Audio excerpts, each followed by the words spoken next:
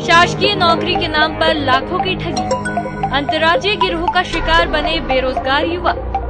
मध्य प्रदेश, उत्तर प्रदेश और राजस्थान में फैले हैं गिरोह के तार। रुद्र प्रताप सिंह पिता मुन्ना लाल ने अपने आप को डीएसपी बताकर की ठगी। रुद्र प्रताप सिंह ने अपने आप को बताया मुख्यमंत्री शिवराज सिंह चौहान का चचेरा भाई।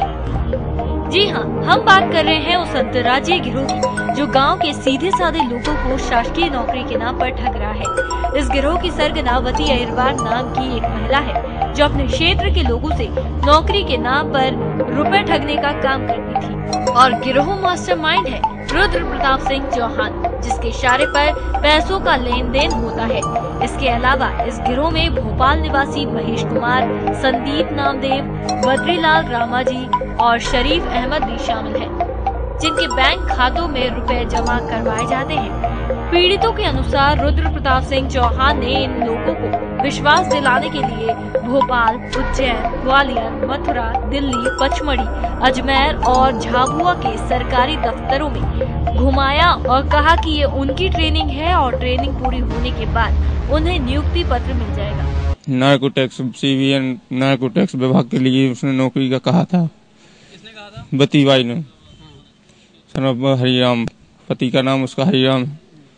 उसने कहा कि मैं तुम्हें 1.5 लाख में करवा दूंगा। फिर 1.5 लाख की बजाय उसने 1.5 लाख रुपए फंसा के फिर खाते में पैसे डलवाया और नगद लिया। 5,40,000 रुपए दिया मैंने। और मैंने वापसी का बोला तो कहती कि जान से मारवा देंगे।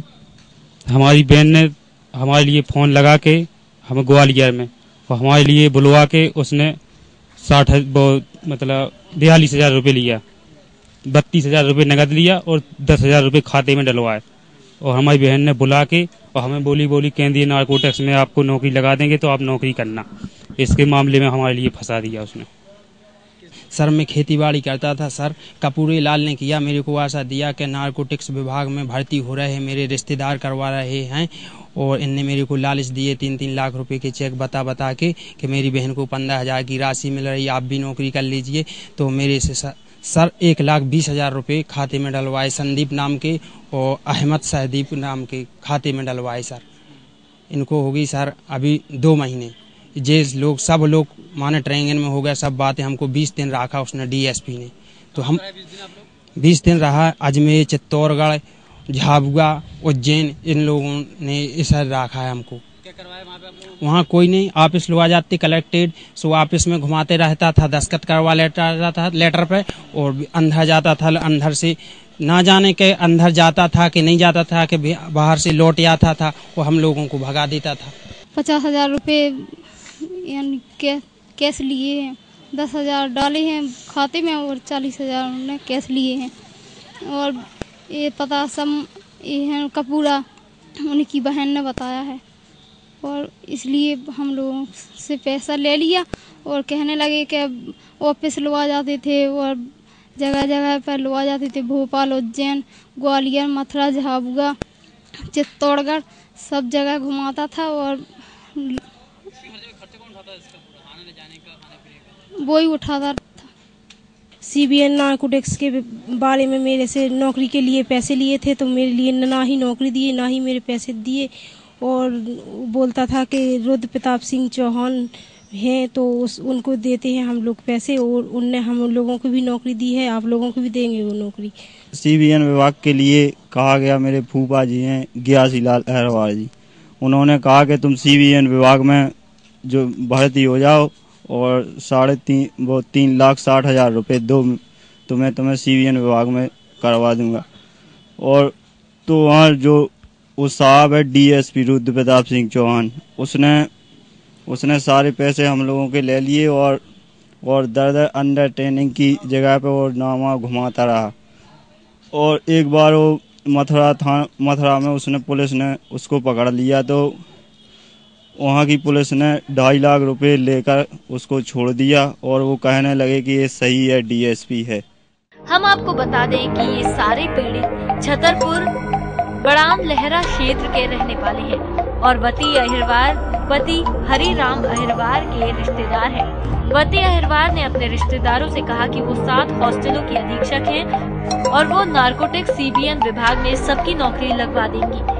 इसी बात का भरोसा करके पीड़ितों ने वती अहिरवार द्वारा बताए गए बैंक खातों में पैसे जमा करवा दिए। रामटौरिया क्षेत्र जिला छतरपुर मध्य प्रदेश से 10-12 युवक हरिजन युवक मेरे पास आए और उन्होंने बताया कि हमें नौकरी का झांसा दे करके और हमसे करीब 28 लाख रुपए वसूले गए हैं।